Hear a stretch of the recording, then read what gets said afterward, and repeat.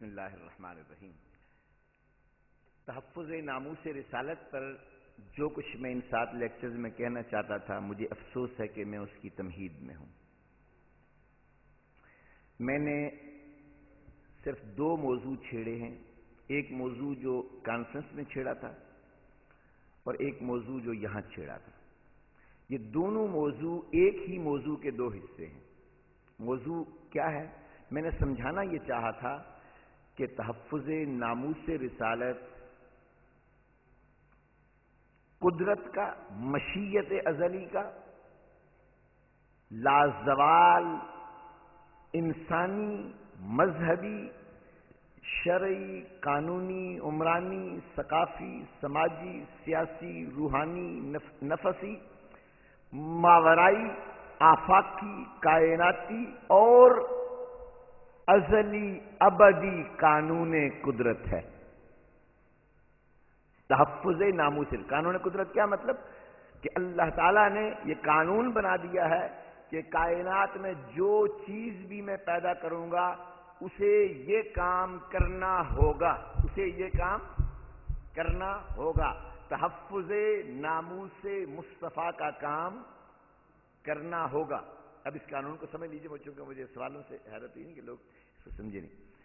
قانون قدرت کیا تھا؟ ازل میں مخلوق کو پیدا کرنے سے پہلے ہی اللہ تعالیٰ نے یہ قدرت کی ازلی مشیت کا قانون بنا دیا۔ قانون کیا تھا؟ کہ میں مخلوق پیدا کروں گا۔ سمجھ آ گئی بات؟ میں مخلوق پیدا کروں گا، جتنی بھی مخلوق پیدا کروں گا، اور اللہ تعالیٰ یزید فی الخلق ما یشاء، ہر آن مخلوق میں اضافہ کر رہا ہے۔ تخلیق کا عمل رک نہیں گیا۔ کائنات میں تخلیق کا سلسلہ کہ آ رہی ہے دمادم صدائے کن فیکون، کائنات میں تخلیق کا سلسلہ ہر وقت جاری ہے۔ Universe is expanding. Edwin Hubble نے 1929 میں جو ایک آبزرو کیا، مشاہدہ کیا، اسی کے مطابق تو کائنات کا سارا تصور ہی بدلا ہے۔ اس سے پہلے تو کہتے تھے کہ جی یہ کائنات ہمیشہ سے ہے اور ہمیشہ رہے گی۔ اس نے تصور یہ دیا کہ سارے گیلیکسیز، سارے نظام شمسی جتنے بھی ہیں، کہکشانی نظام، ایک دوسرے سے دور ہٹ رہے ہیں۔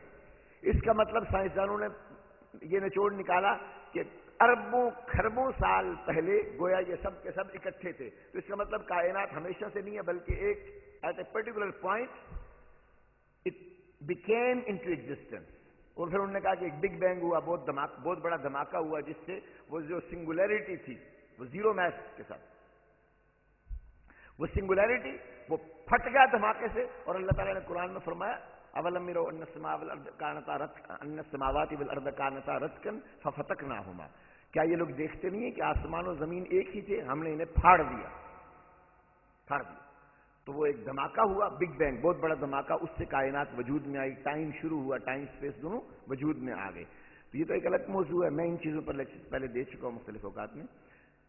تو کائنات بڑھ رہی ہے، پھیل رہی ہے، ہر وقت اللہ تعالیٰ نئے سے نئے عناصر مظاہر قدرت کے جلوے دنیا کو دکھا رہا ہے۔ نئے عناصر پیدا نہیں کر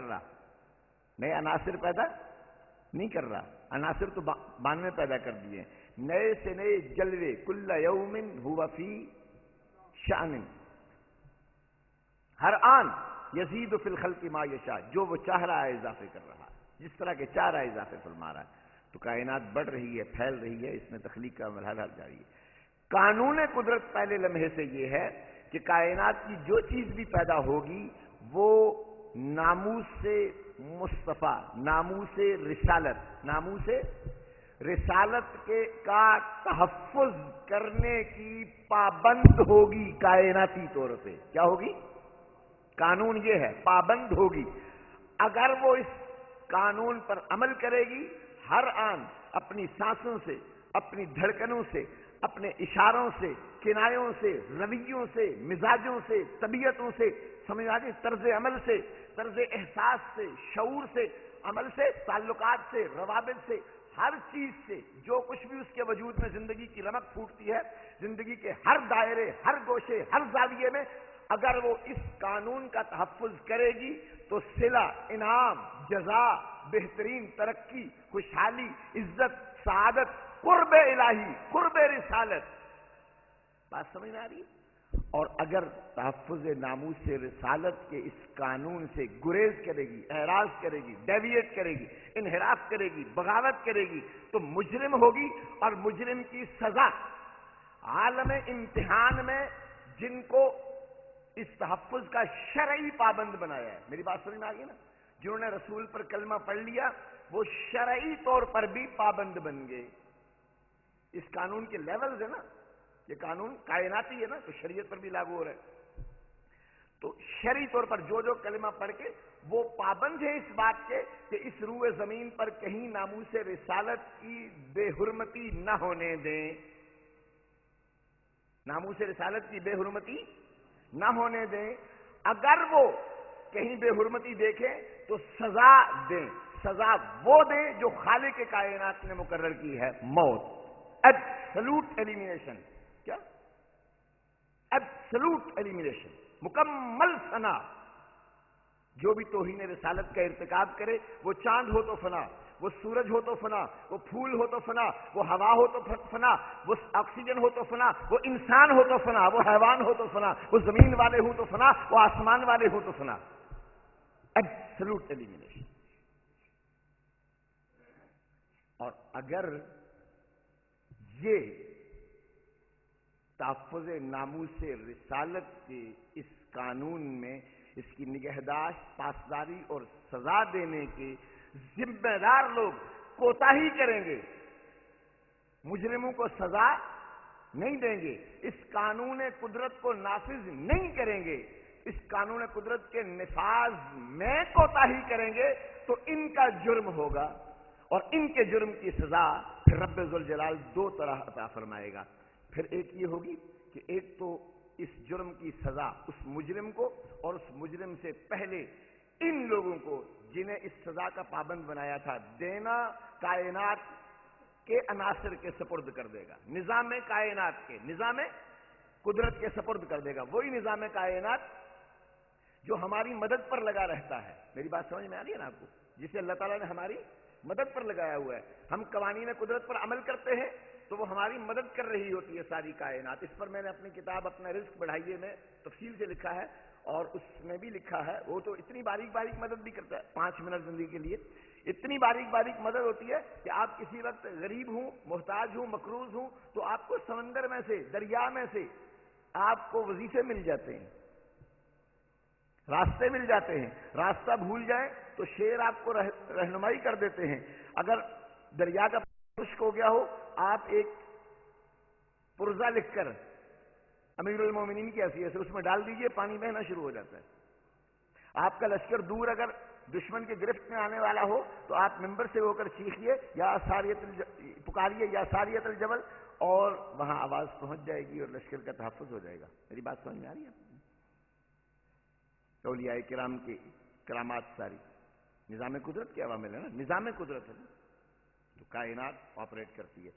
تو یہ اگر جزا دیتی ہے، کائنات جزا دیتی ہے تو سزا بھی دیتی ہے نا۔ وہ ایک شعر سنایا تھا میں نے، عدل و انصاف فقط حشر پہ موقوف نہیں، زندگی خود بھی گناہوں کی سزا دیتی ہے۔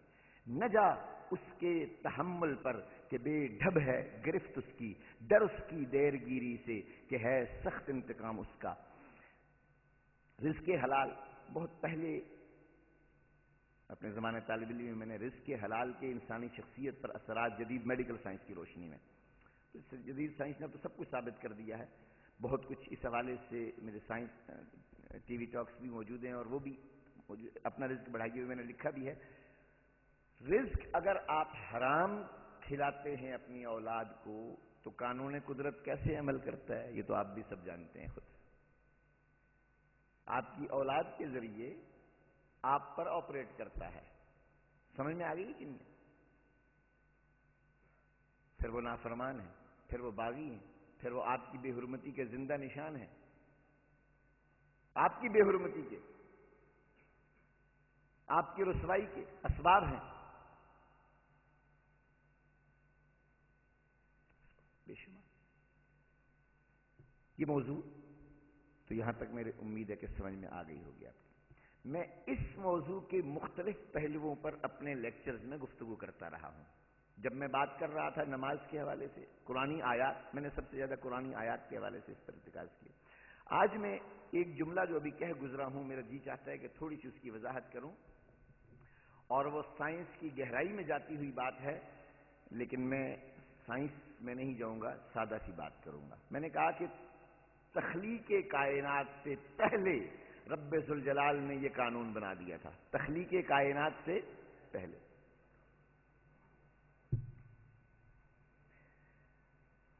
تخلیق اول پر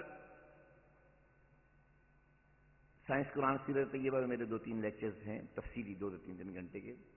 جو جاننا چاہیں ان کا مطالعہ کر لیں. بعد میں یہ سب چیزیں مل جائیں گی ہمارے پاس. جامع مسجد اکثر گنبد خضرا نہر پل پر ہے، آئیں گی، میں بھی پیش کر دوں گا. کم از کم اگر چھپی ہوئی نہیں ہوں گی تو فوٹو اسٹیٹس آ جائیں گی، اور وہ چیزیں چھپ بھی رہی ہیں. کیسٹس بھی موجود ہیں، انشاءاللہ کچھ عرصے میں مل جائیں گی. میں یہ حوالے اس لیے دے رہا ہوں کہ میں یہاں ان کی ساری تفصیل میں اب نہیں جا سکتا. کہنا یہ چاہتا ہوں کہ کوئی ایک وجود اللہ تعالیٰ نے سب سے پہلے پیدا کیا ہوگا نا. ساری کائنات سے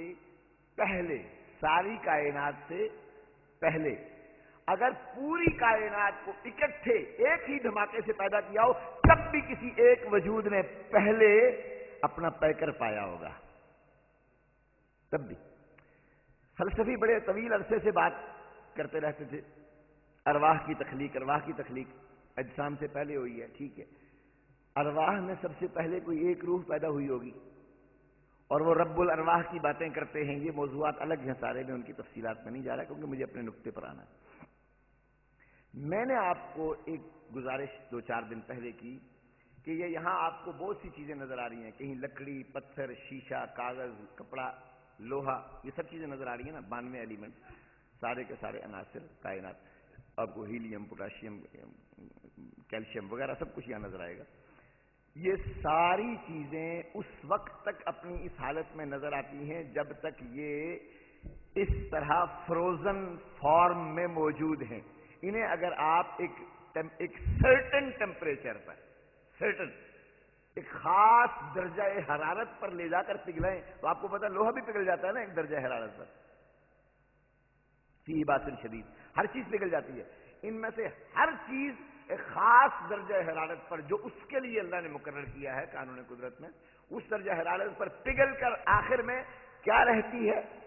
انرجی، توانائی. آئنسٹائن کی تھیوری آف ریلیٹیوٹی اور کوانٹم فزکس نے، میکس پلانک کی کوانٹم میکینکس نے، کوانٹم فزکس نے، کوانٹم تھیوری نے ایک بات آخری حد تک ثابت کر دی ہے کہ کائنات میں ٹھوس چیز کوئی اپنا اصل وجود نہیں رکھتی. ٹھوس چیز کوئی اپنا اصل وجود نہیں رکھتی. وجود تو رکھتی ہے، اصل وجود نہیں رکھتی. یہ وجود فروزن آئس ہے. فروزن آئس، میں نے کہا تھا نا کہ آکسیجن اور ہائیڈروجن کو آپ نے H2O فارمولے کے تحت اکٹھا کیا تو آپ نے پانی بنا دیا، مایا بنا دیا. لیبارٹری میں بن جائے گا، مایا بنا دیا. اس کے بعد آپ نے اسے فریزر میں رکھا تو یہ پتھر بن گیا، برف بن گئی. دوبارہ آپ نے اسے دھوپ میں رکھا تو یہ پھر پانی بن گیا. دیگچی میں چڑھایا اور چولہے پر رکھا اور کچھ دیر تک چلنے دیا تو کچھ دیر بعد دیگچی جل رہی ہوگی، پانی بیچ میں سے غائب ہو جائے گا. کدھر چلا گیا؟ یہی ساری کائنات کی ٹھوس مایا گیا 3 حالتیں مادے کی. حقیقت بتا رہی ہے کہ اصل میں کائنات میں ہر چیز کی اصل روشنی، لائٹ انرجی، نور ہے. اللہ نور السماوات والارض. آسمان و زمین میں اصل میں تو صرف نور ہے. اللہ یہی تو کہہ رہا ہے اس آیت میں، آسمان و زمین میں تمہیں بہت کچھ نظر آتا ہے لیکن اصل میں آسمان و زمین میں صرف نور ہے. اور اللہ نور السماوات، یہ سارا نور اللہ کا نور ہے. یہ سارا نور اللہ کا نور ہے.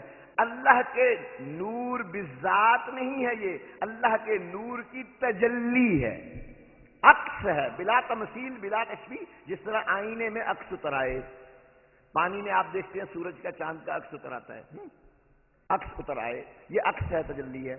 اللہ تعالیٰ بار بار ہر چیز پر الگ الگ تجلی نہیں ڈالتا. ورنہ تو ہر چیز طور پہاڑ کی طرح ریزہ ریزہ ہو جائے. کوئی چیز رب ذوالجلال کی تجلیوں کو کی سہار نہیں رکھتی جس طرح قرآن حکیم کی سہار. میں چاہوں گا کہ کرسی اوپر کوئی لگ جائے، جناب راؤ صاحب کو اوپر بٹھانا چاہیے.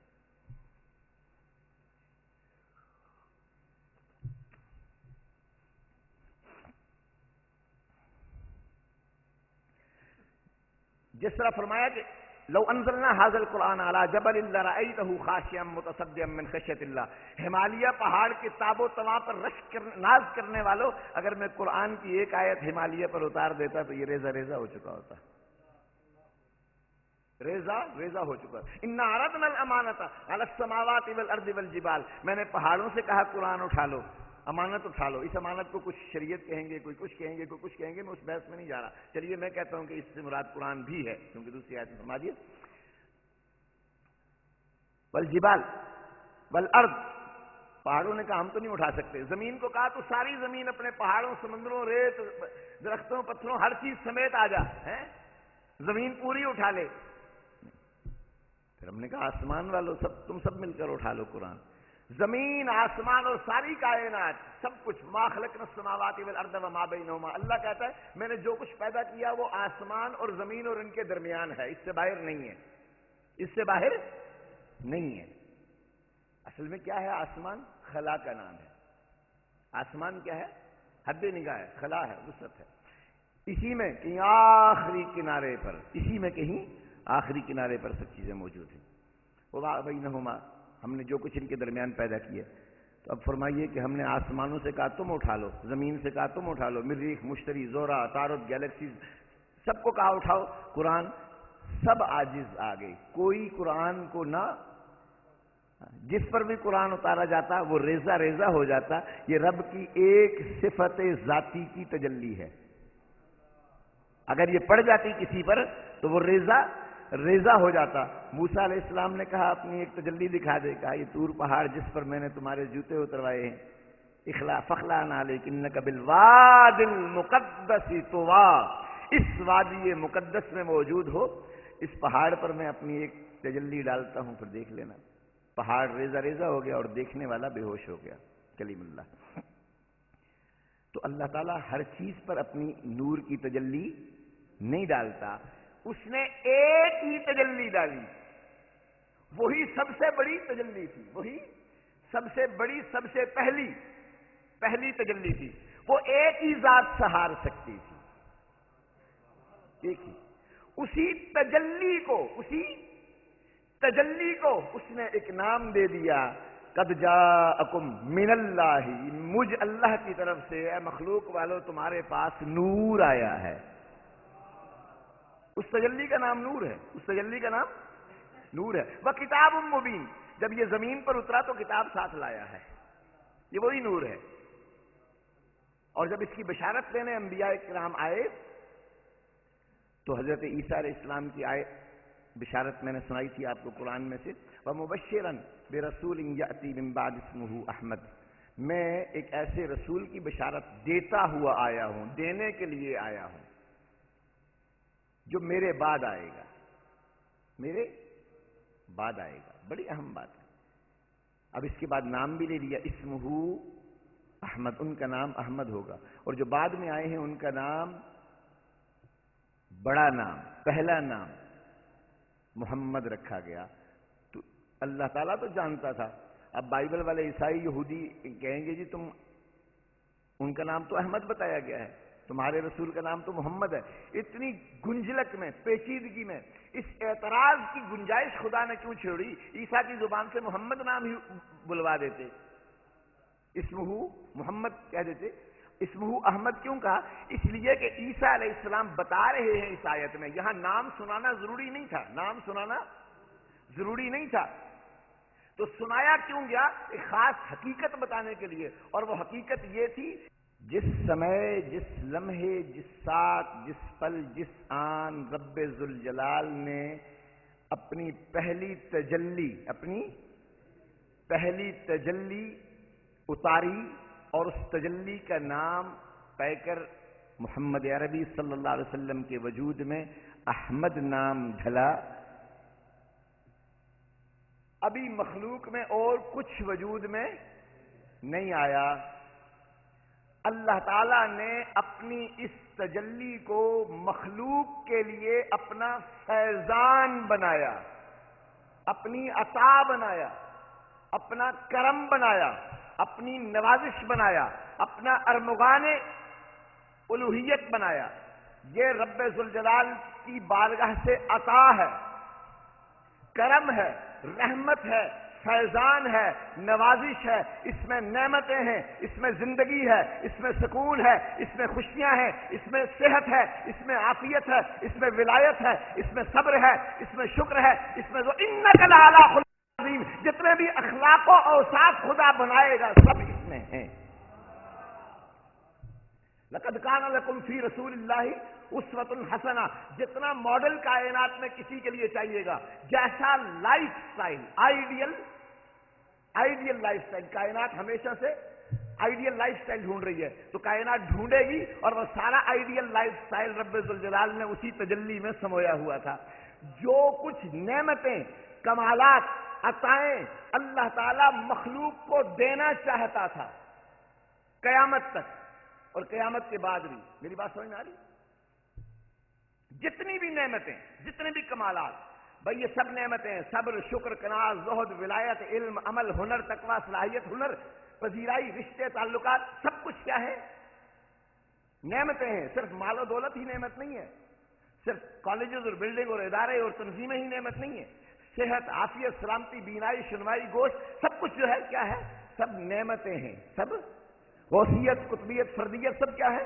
نعمتیں ہیں. نبوت، رسالت، سب کیا ہے؟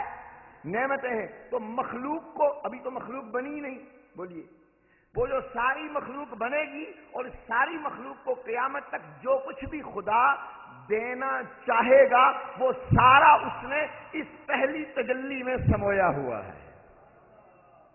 اسی لیے تو فرمایا موسیٰ علیہ السلام سے، وَرَحْمَتِي وَسِعَتْ كُلَّ شَيْءٍ. اے موسیٰ، جو ہم کلامی کا شرف تجھے دے رہا ہوں، جو دیدار کی تمنا تو کر رہا ہے اور اس پر جو کرم اور نوازش میں فرما رہا ہوں، یہ سب بھی میری اسی رحمت کے احاطے میں ہے.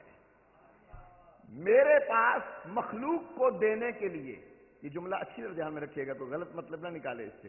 میرے پاس مخلوق کو دینے کے لیے ہر چیز کے خزانوں کے خزانے ہیں. اِن مِّن شَيْءٍ إِلَّا عِندَنَا خَزَائِنُهُ. ہر ذرہ جو تم مانگو گے اس کا خزانے نہیں، خزانوں کے خزانے ہیں، گوداموں کے گودام ہیں، انباروں کے انبار ہیں.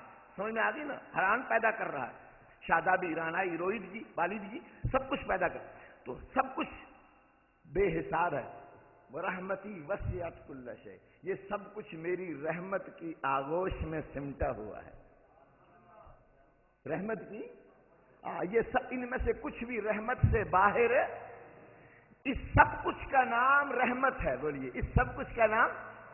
اور اس رحمت کا کائنات کے لیے فیضان رحمت للعالمین ہے.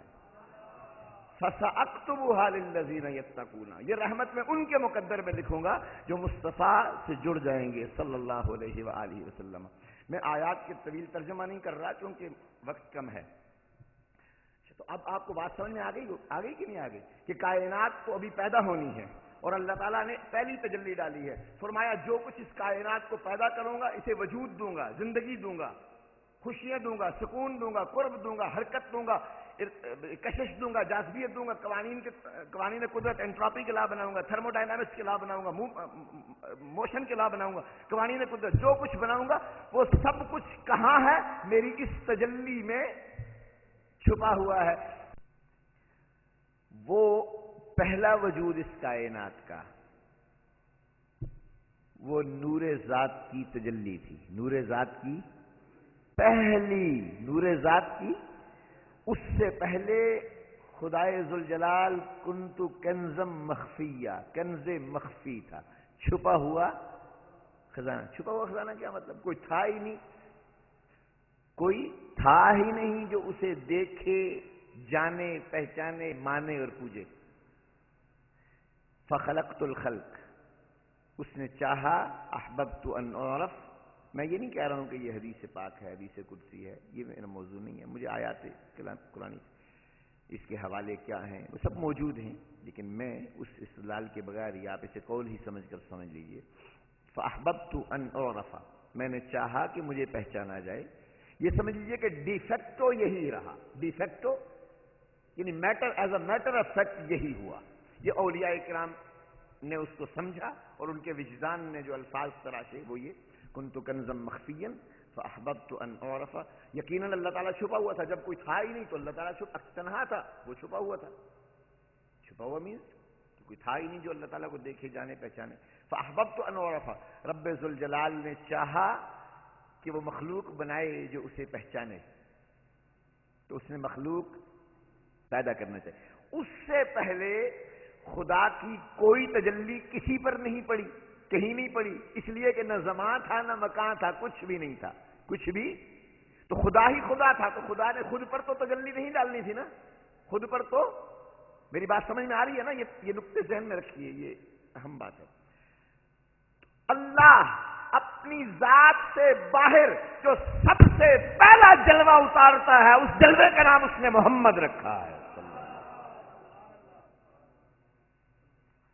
اس جلوے کا نام اس نے محمد رکھا ہے. قد جاءکم من اللہ نور. اس ذات گرامی کو الگ اور سارے انبیاء کو الگ کھڑا کیا اور عہد لیا. اے آدم سے عیسیٰ تک انبیاء کرام علی نبینا علیہ السلام، میں تم سب کو کتاب دوں گا. سب کو کتاب نہیں، مطلب صحیفہ، ہدایت، پیغام، شریعت. میں تمہیں کتاب دوں گا اور حکمت دوں گا اور نبوت دوں گا. جب میں تمہیں کتاب اور حکمت دوں گا، ثم جاءکم، پھر تمہارے پاس آئے گا. then will come unto you، پھر تمہارے پاس آئے گا. کون آئے گا یا اللہ؟ رسول، جو اس وقت رسول ہے.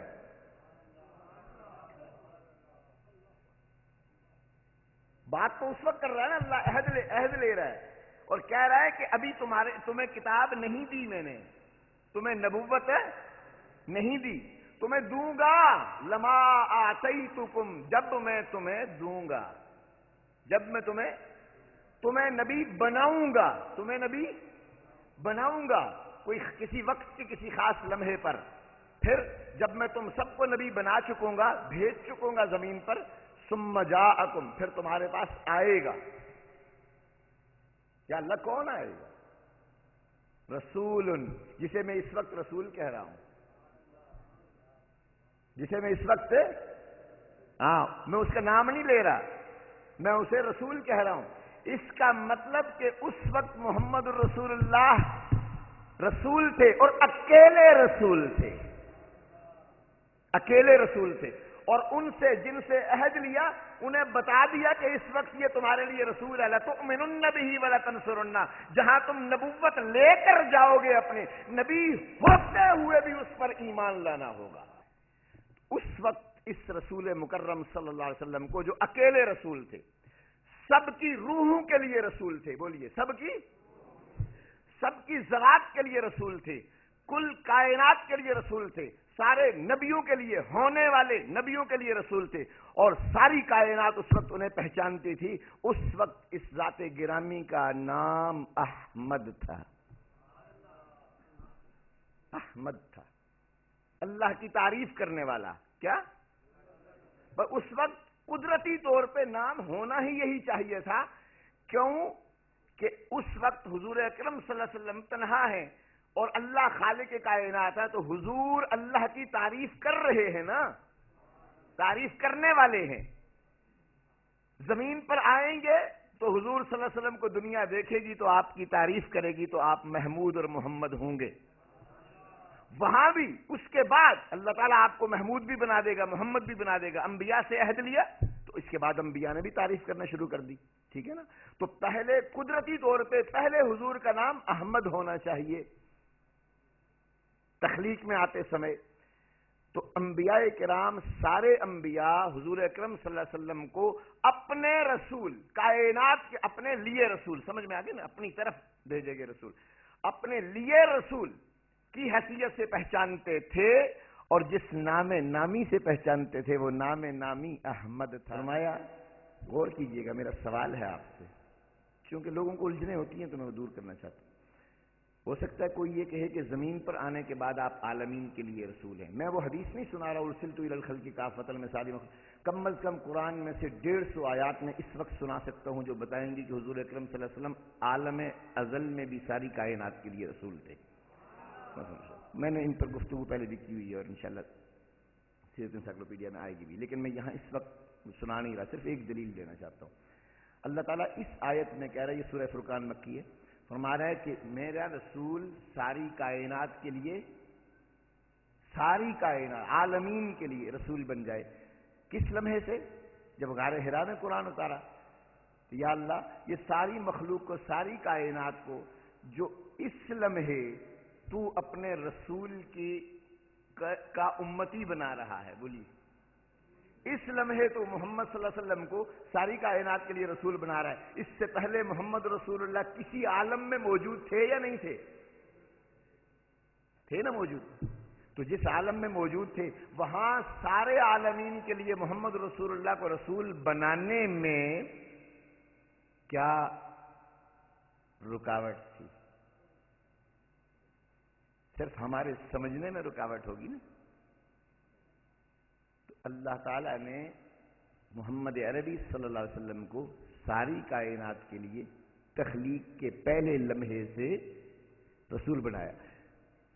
علامہ سید احمد سعید کاظمی نے یہ بات بڑی خوبصورت لکھی ہوئی ہے کہ جو رحمت للعالمین ہوگا وہ وجود کی نعمت میں بھی دوسروں کو کے لیے فیض کا سرچشمہ ہوگا۔ وجود کی نعمت میں بھی، آف کورس یہ حقیقت ہے، سب نے کہا۔ اور شیخ علی زادہ بوسنوی کے الفاظ ہیں، ترکی کے بہت عظیم مفکر ہیں، لأنه صلی اللہ علیہ وسلم هو اصل الکون وما سواہ تبع له، کائنات کی اصل اوریجن محمد رسول اللہ ہے، باقی ساری کائنات آپ کے تابع وجود میں آئی ہے، اور آپ سے ساری کائنات کو نعمتیں مل رہی ہیں۔ یہ موضوع تو ویسے ہی بہت لمبا ہے نا، اس پر تو میں بات نہیں کر رہا۔ میں کہنا کیا چاہتا ہوں کہ جب حضور تخلیق ہوئے، جب حضور نور مصطفیٰ، جب تجلی پڑی اللہ تعالیٰ کی اور اس تجلی کا نام نور محمدی بنا، اس لمحے سے حضور ساری کائنات کے لیے رسول ہیں۔ بولیے ساری کائنات کے لیے، سورج چاند ستاروں کے لیے، لوح و قلم کے لیے، عرش و کرسی کے لیے، زمین و آسمان کے لیے، مریخ و مشتری کے لیے، پانی، آگ، مٹی، ہوا، ساری کائنات کے لیے اس لمحے بھی رسول تھے۔ اس لمحے اس رسول کی ناموس کے تحفظ کا قانون ہونا چاہیے تھا، یا کچھ عرصہ خدا اپنے رسول کی ناموس کی بے حرمتی کی اجازت دے دے اور بعد میں قانون تحفظ ناموس رسالت بنا دے؟ جس لمحے سے محمد رسول ہیں صلی اللہ علیہ وسلم، جس لمحے سے مصطفیٰ کریم رسول ہیں، اسی لمحے سے قانون تحفظ ناموس رسالت کائنات میں جاری ہے اور لاگو۔ اللہ تعالی کی شان کبریائی ہے، کبریائی، اور فرمایا کہ میں اس کی گردن توڑ دوں گا جو اس کبریائی میں میرے ساتھ منازعت کرے۔ کبریائی خدا کی شان، کبریائی ناموس کے ہونے کا نام ہے یا ناموس کے نہ ہونے کا نام ہے؟ بے حرمتی کا نام ہے یا حرمت کا نام ہے؟ عزت کا نام ہے یا بے عزتی کا نام ہے؟ توہین کا نام ہے یا تعظیم کا نام ہے؟ عظمت کا نام ہے یا نفی عظمت کا نام ہے؟ اس کا مطلب یہ کہ وَلِلَّهِ الْعِزَّةُ وَلِلَّهِ إِنَّ الْعِزَّةَ لِلَّهِ جَمِيعًا، بھائی کبریائی کا مطلب ہی یہ ہے کہ ساری عزت جب سے وہ کبریا ہے، ساری عزت اسی کی ہے، ساری ناموس اسی کی ہے، ساری ناموس اسی کی ہے۔ اس کی اس کبریائی، اس عزت، اس ناموس کا کائنات کے لیے پیامبر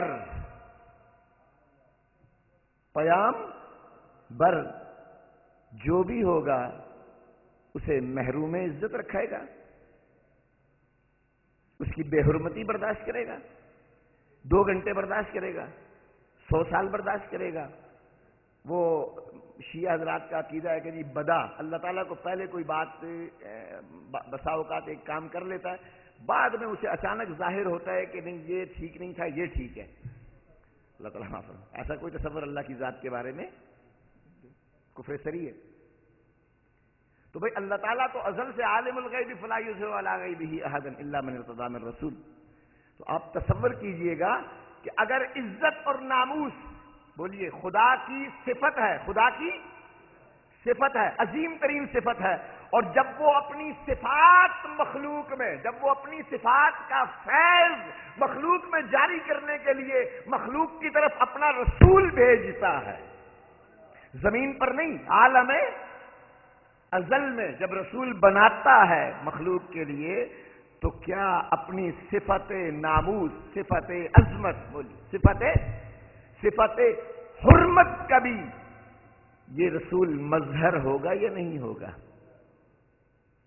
تو تحفظ ناموس رسالت کا قانون اس لمحے سے ہے جس لمحے حضور سرور کائنات صلی اللہ علیہ وسلم کی رسالت کائنات میں اسٹیبلش ہوئی ہے، اور یہ رسالت کائنات میں حدیث پاک تو سنا رہی ہے نا، متی وجبت لک النبوۃ کنت نبیا وآدم بین الروح والجسد۔ میں اس وقت بھی نبی تھا جب آدم ابھی روح و جسم کے درمیان تھے، اس سے بہت پہلے سے نبی تھا۔ لم یکن فی ذلک الوقت لوح ولا قلم ولا شمس۔ یہ اب مصنف عبد الرزاق مل گئی ہے اور اس میں یہ حدیث موجود ہے، اس پر کام ہو گیا ہے، تحقیق میں سامنے آ چکی ہے، اور قرآن نے اس کو بہت کھول دیا ہوا ہے۔ مطلب یہ اس حدیث کو کوئی نہ بھی مانے تب بھی قرآن نے اس حقیقت کو کھول دیا، اور عقل و دانش خود کھول دیتی ہے۔ تو آپ تصور کیجئے گا کہ قانون تحفظ ناموس رسالت کس لمحے وجود میں آیا ہے؟ کس لمحے؟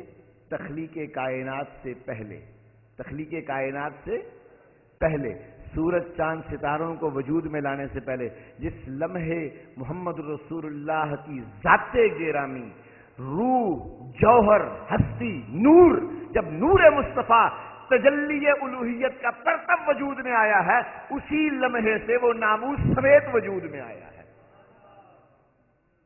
حرمت سمیت وجود میں آیا ہے۔ اسی لمحے سے تحفظ ناموس رسالت کا قانون کائنات میں لاگو ہو گیا ہے، اور رب ذوالجلال نے اس قانون کی بے حرمتی، اس کی تنقیص، اس کی توہین کی سزا مقرر فرما دی ہے۔ سزا؟ ہاں، میں بہت باریک سی بات کرنا چاہتا ہوں، بعض لوگوں کو الجھن ہو جاتی ہے، لیکن آپ سب تحمل سے سنیے گا تو سمجھ آئے گی بات۔ حضور اکرم صلی اللہ علیہ وسلم کے ساتھ ہمارے رشتے کیا ہونے چاہیے؟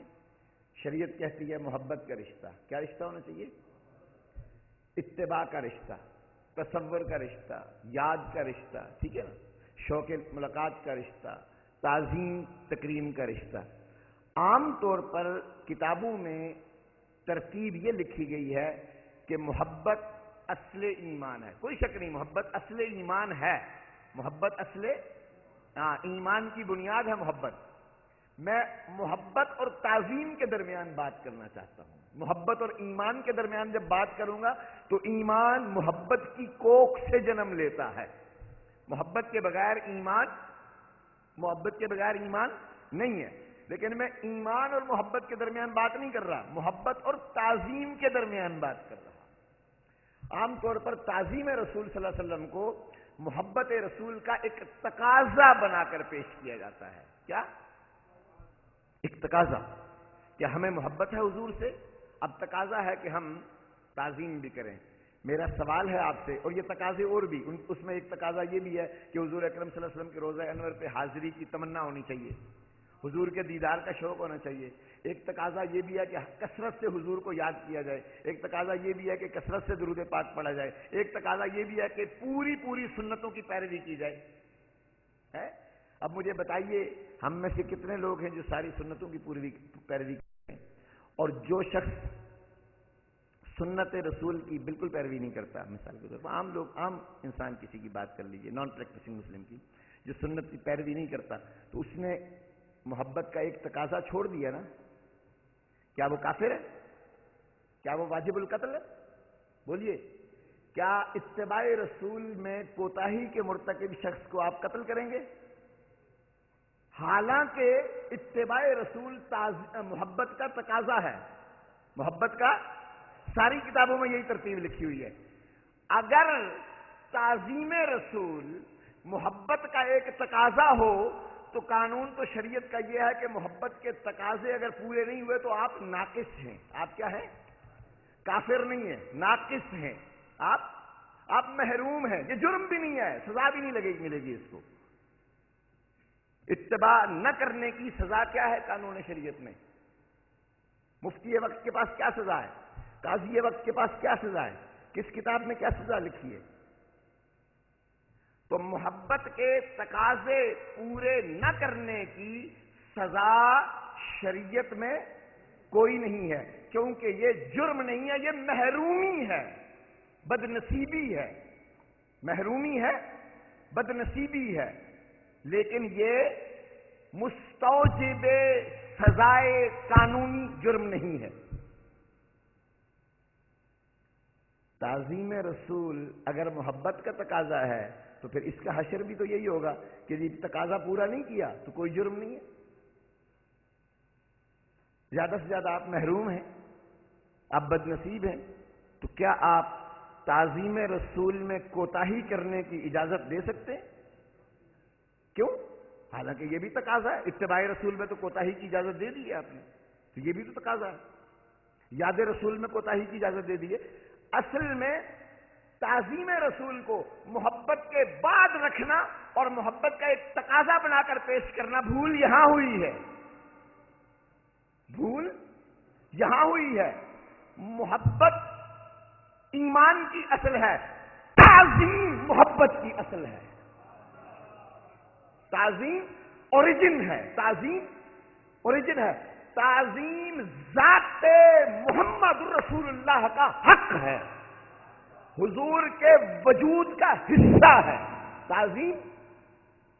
یہ جو پچھلی بات میں نے لمبی کی ہے اسی بات کو سمجھانے کے لیے کی ہے، یہ ہے جو چھت پڑ رہی ہے کہ بھائی اللہ تعالیٰ نے ابھی محمد رسول اللہ صلی اللہ علیہ وسلم کے اتباع کا حکم نہیں دیا، ابھی تو ان آدم وجود میں ہی نہیں آئے، ابھی تو آدم وجود میں، ابھی تو صرف عرش اعظم ہے، لوح و قلم ہے، 3 مخلوقات ہیں، اور اللہ تعالیٰ نے ابھی حضور صلی اللہ علیہ وسلم سے محبت کا قانون لاگو نہیں فرمایا، اتباع کا قانون، یاد کا قانون، ذکر کا قانون، شوق دیدار کا قانون لاگو نہیں فرمایا۔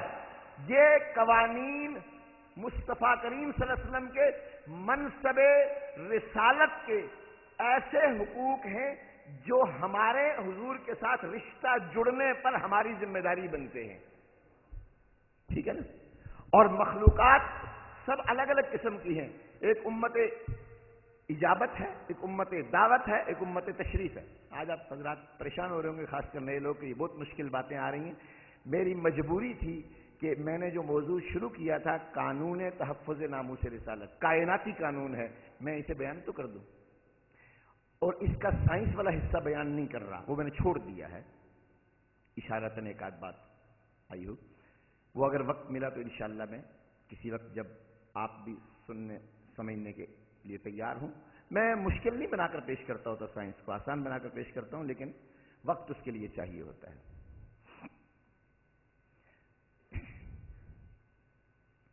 کل یہاں لوگ مجھ اصرار کر رہے تھے، میں تو حاضر ہوں، 10 آدمی یہاں بیٹھے صبح تک، حاضر ہوں رات ساری، 10 آدمی بیٹھے، میں تو بڑے ہجوم میں سنانے کے لیے نہیں، اگلے 4 دن نہ صحیح، آج کی رات صحیح، میں تو حاضر ہوں۔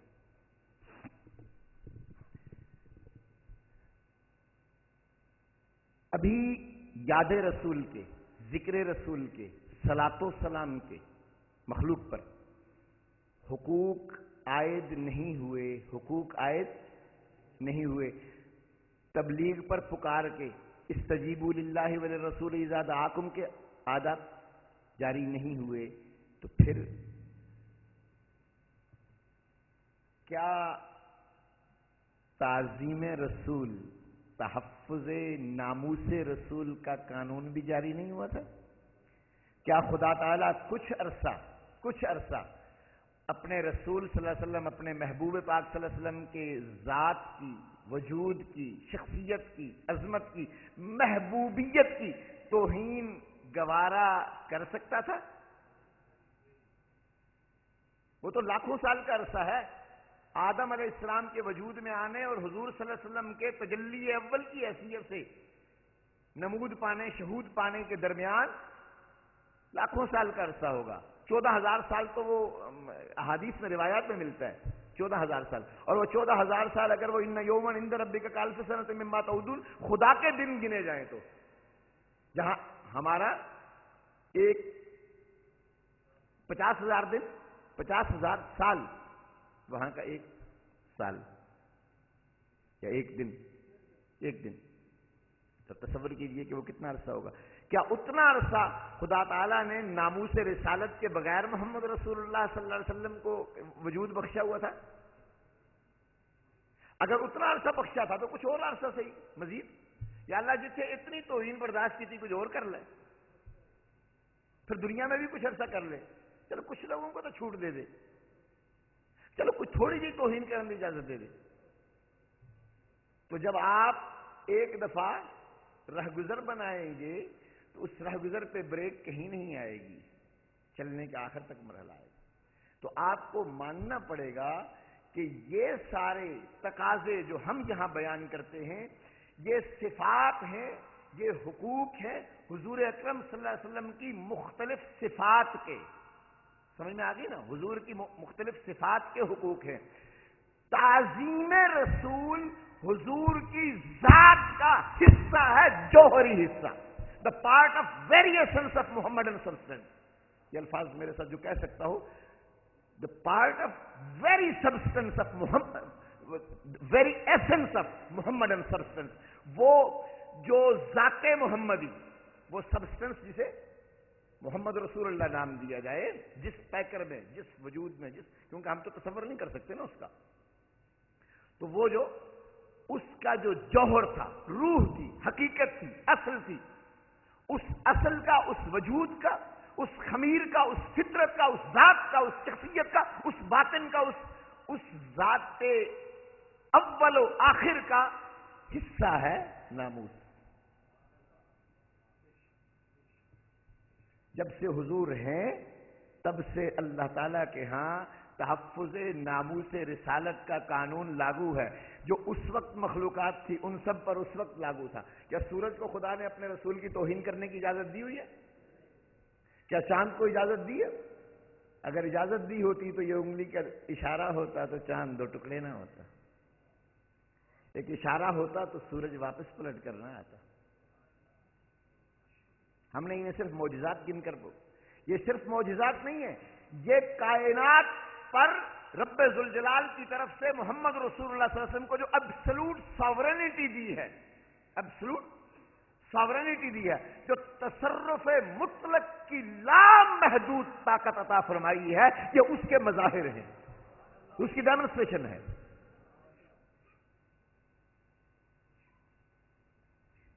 اسے غلطی ہوئی ہے، ہم نے جب معجزات کا نام دیا تو پھر گنتی آ گئی۔ کیا مطلب؟ کیونکہ معجزات کا تصور یہ ہے کہ اصل تو جس ذات گرامی کے ہاتھوں یہ معجزے صادر ہو رہے ہیں، میری بات باریکی سے، چونکہ علماء بیٹھے ہیں تو میں تھوڑی سی بات کروں، جس ذات گرامی کے ہاتھوں یہ معجزے صادر ہو رہے ہیں، اصل تو وہ بھی، اصل بنیادی وہ بھی پابند ہے اسی نظام کا، سمجھ میں آ گئی نا۔ کبھی کبھی اللہ تعالیٰ کافروں کو ایمان کی ترغیب دینے کے لیے، ان کی نبوت کی صداقت دکھانے کے لیے، حقانیت سچائی دکھانے کے لیے ان کے ہاتھوں کوئی ایسا اقدام صادر کروا دیتا ہے جو نظام قدرت سے ہٹا ہوا ہوتا ہے، لہذا اسے معجزہ کہتے ہیں۔ سمجھ میں آ گئی یہ بات؟ جب ہم معجزہ کہتے ہیں تو ہم اصل میں بات یہ ہے کہ باقی انبیاء کرام کا معاملہ یہی تھا، باقی انبیاء کرام کا معاملہ یہی تھا. وہ انبیاء کرام کائنات کے مطلق حکمران نہیں تھے، ورنہ تو ایک عہد میں یہاں اور نبی ہے، یہاں اور نبی ہے، یہاں چچا کی نبوت ہے، یہاں بھتیجے کی نبوت ہے، حضرت ابراہیم علیہ السلام اور لوط علیہ السلام. تو آپ تصور کیجئے گا وہاں معجزات تھے.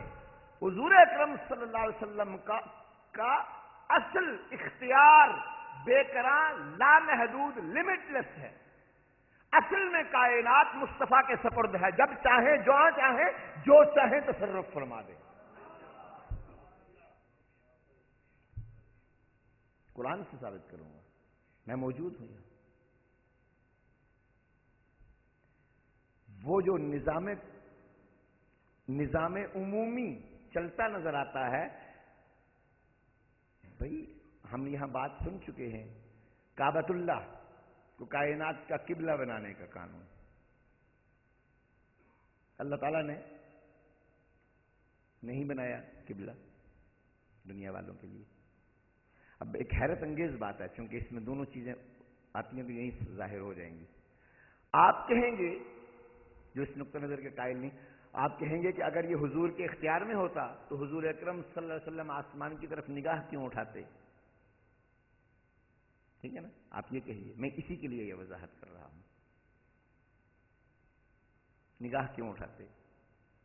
پھر اللہ تعالیٰ کہہ رہا ہے کہ میں نے قبلہ بنا دیا. پتہ چلا کہ یہ حضور کے اختیار میں نہیں تھا، ورنہ آپ پہلے سے قبلہ فیصلہ فرما دیتے.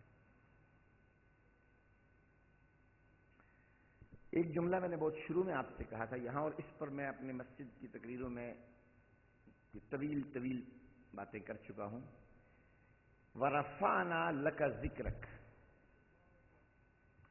وَرَفَعْنَا لَكَ ذِكْرَكَ کا مطلب یہ ہے کہ اے محبوب صلی اللہ علیہ وسلم، تیرے نام کو، تیرے ذکر کو، تیری شان کو، تیری صفات کو، تیری عظمتوں کا ہم نے چرچا بلند کر دیا ہے. کیا بلند کیا ہے؟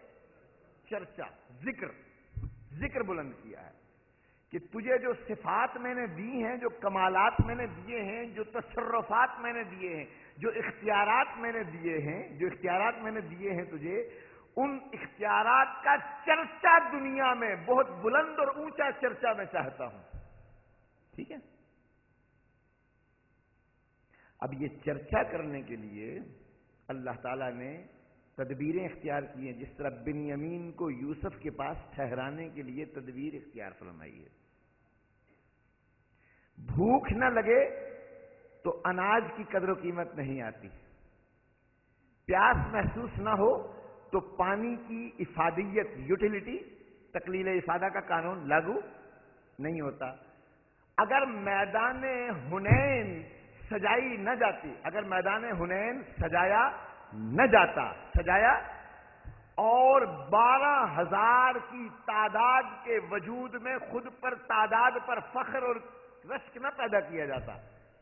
اذ اعجبتکم کثرتکم، 12,000 انسان ہیں اور وہ سارے یہ سوچ رہے ہیں کہ آج تو ہم کثرت میں ہیں، آج تو ہم مسلمان ہیں. یہ سارے 2-4 کافر آئے ہوں گے بیچ میں، چند ایک ہوں گے، یہ سوچ رہے ہیں کہ آج ہم کثرت میں ہیں تو ہماری کثرت میدان جیت لے گی. ہم تو بھئی 313 تھے تو میدان ہمارے ہاتھ رہا. تو یہ منظر خدا نے سجایا نا. مجھے بتائیے اللہ تعالیٰ نے اپنے رسول کو کائنات میں سب سے بڑھ کر شجاعت دی ہے کہ نہیں دی؟ حضرت علی مرتضیٰ رضی اللہ تعالیٰ نے فرماتے ہیں کہ میدان جنگ میں ہم حضور کی اوٹ میں، پردے میں رہ کر اپنے لیے بچاؤ کیا کرتے تھے. حدیث پاک ہے.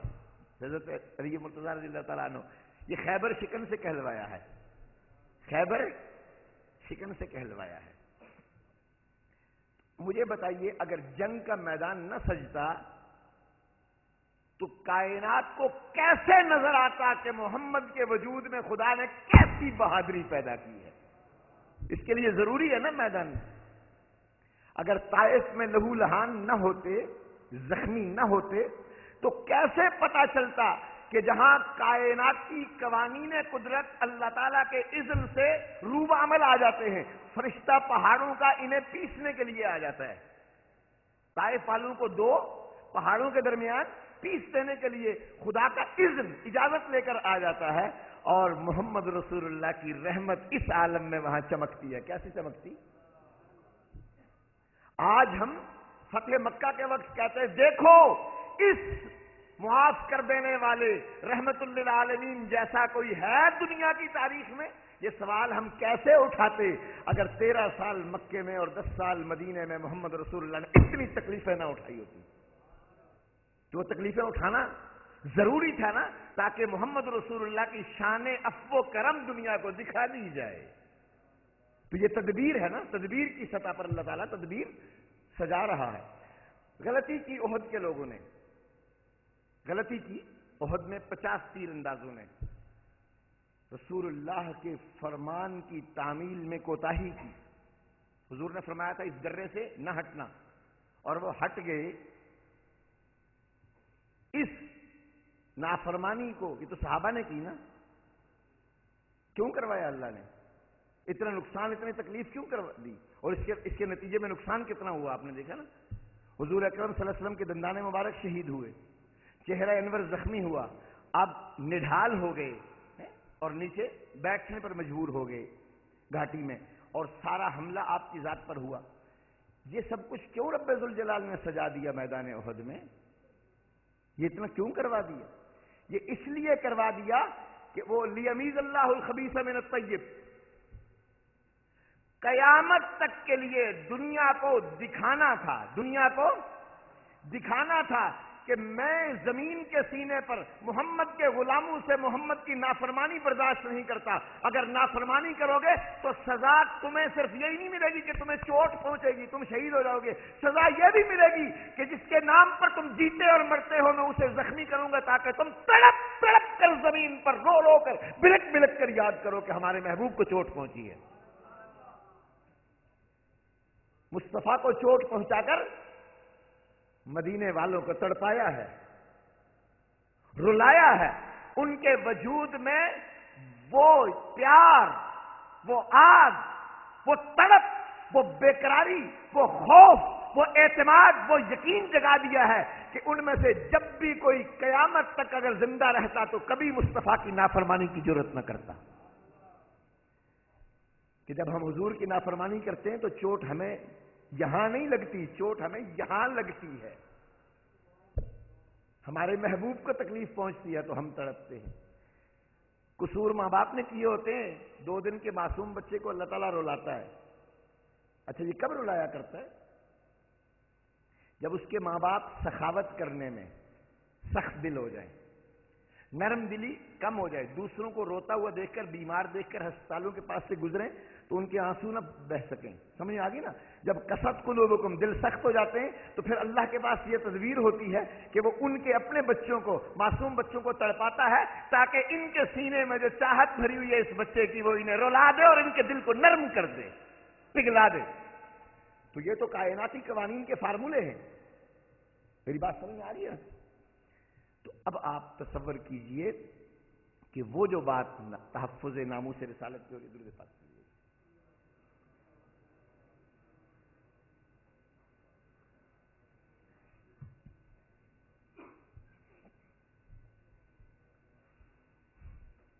حنین میں حضور کی شان شجاعت اور یہ دکھانا تھا اللہ تعالیٰ نے. ہر غزوے میں صحابہ ساتھ تھے، ہر غزوے میں علی مرتضیٰ کی قوت حیدری ساتھ ہوا کرتی تھی، شجاعت حیدری. فاروق اعظم، سعد بن ابی وقاص، خالد بن ولید، عمرو بن عاص، بڑے بڑے کمانڈر ہوتے تھے ساتھ، سب سپاہی بن کر لڑ رہے. تو گمان ہوتا تھا کہ یہ فتوحات اللہ تعالیٰ وار اسٹریٹجی پر دے رہا ہے، ان لوگوں کے جوش جہاد پر دے رہا ہے. سمجھ میں آ رہی ہے؟ آج مولویوں نے لکھنا تھا کہ اگر ایسے جنگجو عظیم سالاری کے پائے کے لوگ حضور کو سپاہیوں میں نہ ملے ہوتے تو شاید یہ جنگیں حضور نہ جیت سکتے، جنگیں حضور نہ جیت سکتے. کسی نے لکھ دینا تھا، اللہ تعالیٰ نے حنین میں کہا سب بھاگ جاؤ میدان سے، سب بھاگ جاؤ میدان سے. میدان میں صرف میرا رسول کھڑا ہوگا تاکہ دنیا کو بتا دوں انا فتحنا لکا، اے محمد میں نے جب بھی فتوحات دی ہیں صرف تجھے دی ہیں.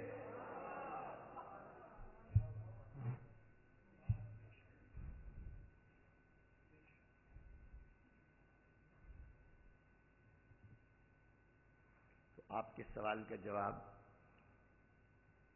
آپ کو مل گیا ہوگا۔ حضور سرور کائنات صلی اللہ علیہ وسلم کی ناموس کو اللہ تعالیٰ پہلے دن سے پوری کائنات میں برقرار رکھنا چاہتا ہے۔ جب تک صرف چاند، سورج، ستاروں کو پیدا کیا ہوا تھا، زمین کو، پانی کو، بہاروں کو، ہواؤں کو، پھولوں کو، نظاروں کو پیدا کیا ہوا تھا، جنات کو پیدا کیا ہوا تھا، حیوانات کو پیدا کیا ہوا تھا، تب تک ہر ذرہ مخلوق پر جو موجود تھی تحفظ ناموس رسالت کا قانون لاگو تھا، قانون لاگو تھا۔ اور جب انسان پیدا ہوئے تو ان پر بھی لاگو ہو گیا۔ جو ملک کا دستور اور قانون لاگو ہو چکا ہے 1935 کا ایکٹ 1935 میں ہم پر لاگو ہو گیا تھا نا، اور پھر 14 اگست 47 کو ہم نے اپنے اختیار سے اسے لاگو کر لیا، پھر 73 میں آ کر، 56 میں، پھر 62 میں، پھر 73 میں آ کر ہم نے کانسٹیٹیوشن بنا لیا۔ جو آپ کے گھر میں اب بچہ پیدا ہو رہا ہے اس کے پیدا ہوتے ہی اس پر 73 کا دستور لاگو ہوتا ہے کہ نہیں؟ پینل کوڈ لاگو ہے کہ نہیں؟ تو جو بھی نئی مخلوق پیدا ہوگی جو پرانا بنا ہوا قانون ہے وہ لاگو پہلے دن سے ہوگا، پہلے دن سے ہوگا۔ تو کائنات میں تصرف مطلق رسول اللہ کو اللہ نے دیا ہے، تصرف مطلق۔ ناموس رسالت کا تقاضا ہے کہ جس طرح کلمہ پڑھنے والوں میں سے کوئی حضور کی ذرا بھی نافرمانی نہ کرے، حد یہ کہ وہ بارگاہ الوہیت میں سجدہ ابدیت کی معراج پر فائز ہو۔ 2-4 دن پہلے یہ آیت سنا چکا آپ کو۔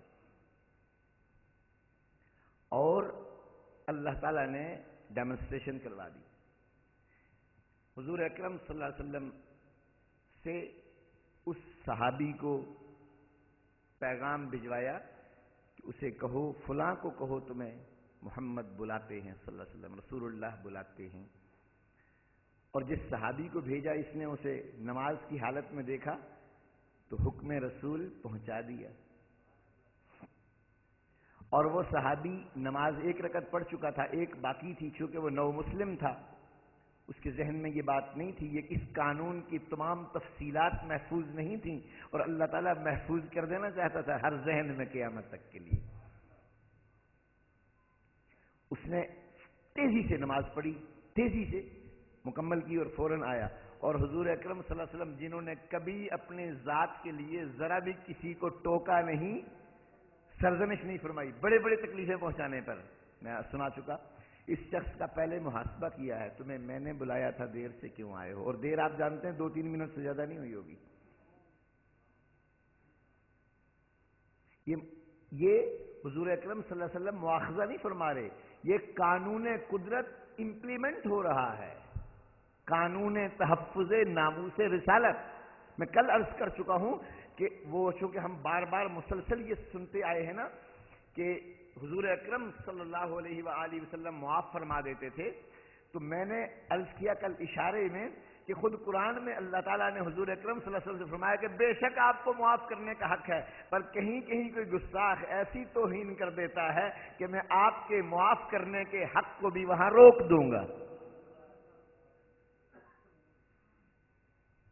استغفر لہم او لا تستغفر لہم، آپ ان کے لیے استغفار کریں۔ استغفار حضور کا منصب ہے، وہ بہت غلط ترجمہ کیا گیا اس حدیث کا کہ انہ لیغان علی قلبی وانی لاستغفر اللہ 70 مرۃ، کہ میرے دل پہ ایک بوجھ پڑ جاتا ہے یا ایک پردہ پڑ جاتا ہے اور میں 70 بار دن میں استغفار کرتا ہوں۔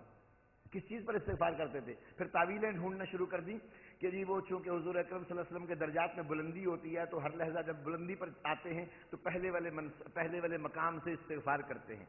پہلے والا مقام جو ہے وہ حضور اکرم صلی اللہ علیہ وسلم کا اپنا اختیار کیا ہوا تو نہیں تھا کہ اس پر استغفار کرتے، وہ حضور کا عمل تو نہیں تھا، وہ تو خدا کا دیا ہوا مقام تھا، وہ خدا نے دیا ہوا مقام تھا، وہ عظیم مقام تھا، وہ فخر کے قابل ہے، استغفار کے قابل نہیں ہے، وہ قصور نہیں ہے۔ بھائی بات یہ ہے کہ اللہ تعالیٰ نے اپنے رسول کو کائنات والوں کے لیے استغفار کرنے کا منصب دیا ہے، محمد دنیا والوں کے لیے استغفار کرتے ہیں، یہ منصب ہے حضور کا۔ اسی لیے فرمایا وَلَوْ أَنَّهُمْ إِذْ ظَلَمُوا أَنفُسَهُمْ جَاءُوكَ، دنیا میں جب بھی کوئی خود پر زیادتی کر لے سیدھا حضور کی بارگاہ میں آئے، کیونکہ استغفار کا منصب حضور کے پاس ہے، عہدہ استغفار ہے حضور کے پاس، شان استغفار ہے حضور کی، کمال استغفار ہے، جس کو آپ نے ادھر ادھر لگا کر کہا کہ جی وہ حضور سے کبھی یوں ہو جاتا تھا، کبھی خلاف اولا ہو جاتا تھا، کبھی کچھ نہیں ہوتا تھا، کوئی خلاف اولا حضور سے کبھی نہیں ہوا۔ حضور جو خلاف اولا، جس خلاف اولا کا پر عمل کریں گے وہ در حقیقت حضور کے لیے خلاف اولا نہیں ہے، وہ ہمارے لیے خلاف اولا پر عمل کرنے کے جواز کا بیان ہے، جو منصب رسالت ہے۔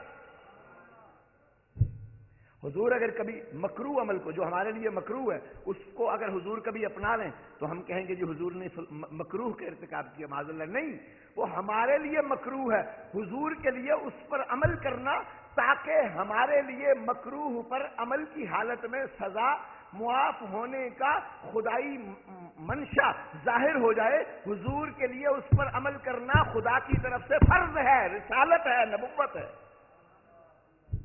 حضور کی ذات میں کبھی کوئی نقص، کوئی کمی، اللہ تعالیٰ ساری دنیا کو کہتا ہے کہ کوئی کمی میرے رسول میں برداشت نہیں کروں گا، اگر تم نے کہہ دی تو، اگر رائے نہ کہہ دیا تو برداشت نہیں کروں گا۔ جس پائے پر، جس اعلیٰ بلندی پر میں اپنے رسول کو سلام اور تحیہ بھیجتا ہوں، اگر تمہارا سلام اور تحیہ اس تعظیم کی بلندی سے نیچے گرا ہوگا تو میں تمہیں معاف نہیں کروں گا۔ وہ خدائے ذوالجلال حضور اکرم صلی اللہ علیہ وسلم کی بارگاہ میں ذرا توہین برداشت نہیں کرتا، ذرا تنقیص برداشت نہیں کرتا، کیا رب ذوالجلال نقص برداشت کرے گا؟ اس نے حضور کو ناقص پیدا کیا؟ بھائی وہ تو اپنے خدا ہونے، اپنے خالق ہونے کا کمال ہی محمد کی تخلیق میں دکھا رہا ہے۔ فَلَا وَرَبِّكَ لَا يُؤْمِنُونَ، میں نے چاند بھی بنایا ہے، سورج بھی بنایا ہے، زمین بھی بنائی ہے، آسمان بھی بنایا ہے، لوح بھی بنایا، قلم بھی بنایا، ان میں سے ہر چیز ایک سے بڑھ کر ایک بنائی، ایک سے بڑھ کر ایک بنائی، پر جہاں میری تخلیق اپنے آخری کمال پر ظاہر ہوئی ہے وہ محمد کا وجود ہے، کوئی کمی نہیں چھوڑی میں نے۔ خدا جس کمال کی شاہکار مخلوق کو بنا سکتا تھا وہ محمد کو بنا دیا، ورنہ پھر کس لیے، کب کے لیے رکھا ہے؟ خدا کی شان خلاقی کب کون دیکھے گا؟ تو دکھا دی ہے اس نے۔ وَأَحْسَنُ مِنْكَ لَمْ تَرَ قَطُّ عَيْنِي وَأَجْمَلَ مِنْكَ لَمْ تَلِدِ النِّسَاءُ خُلِقْتَ مُبَرَّأً مِنْ كُلِّ عَيْبٍ كَأَنَّكَ قَدْ خُلِقْتَ كَمَا تَشَاءُ۔ تو حضور سرور کائنات صلی اللہ علیہ وسلم میں کوئی نقص رکھا ہو خود، اور پھر لوگوں کو کہے کہ میرے محبوب کی ذات میں نقص بیان نہ کرنا، یا اللہ تو نے رکھا ہے تو بیان تو کریں گے۔ میری بات سمجھ میں آئی ہے؟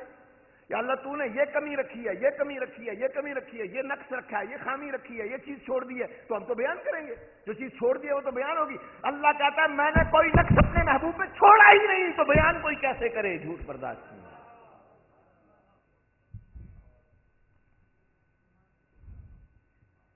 تحفظ ناموس رسالت کا قانون یہی ہے کہ مصطفیٰ کے وجود میں سارے کمالات انڈیل دیے ہیں۔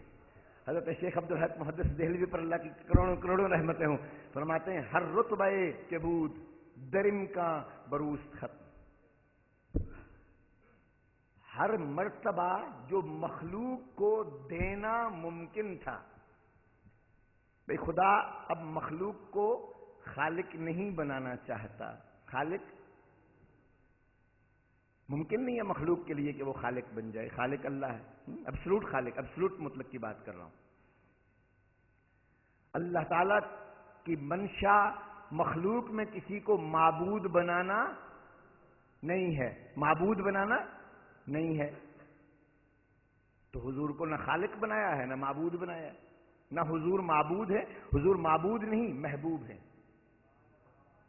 معبود نہیں محبوب ہے، معبود اللہ ہے، معبود اللہ ہے۔ حضور خالق نہیں مخلوق ہے، خالق اللہ ہے، اور یہ خالق اس لیے نہیں ہے آپ کہ ممکن نہیں تھا کہ مخلوق میں سے کوئی خالق بنے، یا وہ مخلوق ہوگا یا خالق ہوگا، اور یہ ممکن نہیں تھا کہ عابد خود معبود بھی ہو، حضور معبود نہیں عابد ہیں. تو جو چیزیں ممکن نہیں تھی مخلوق کو دینا وہ نہیں دی، اور اس کے علاوہ ہر وہ نعمت، کمال، صفت، فضیلت، عظمت، برتری، مرتبہ، شان، ناموس، حرمت، وقار، جو کچھ بھی مخلوق کو دینے کے لیے خدا نے اپنے خزانے میں رکھا تھا سب محمد کو دے دیا ہے. اگر انہیں نہیں دیا تو پھر کس کے لیے رکھا ہے؟ محبوب تو وہی ہیں خدا کے. پھر تو آپ کہو کہ ابھی کوئی اور آئے گا. کبھی کوئی نہیں آئے گا. ختم نبوت کے عقیدے کا مطلب ہی یہ ہے کہ ناموس رسالت کے سارے کمال مصطفیٰ کے وجود میں ہیں. شریعتیں منسوخ ہو گئی. شریعتیں کیوں ایسا کیا گیا؟ کہ حضور کے آنے سے آدم سے عیسیٰ تک ساری شریعتیں منسوخ ہو گئی.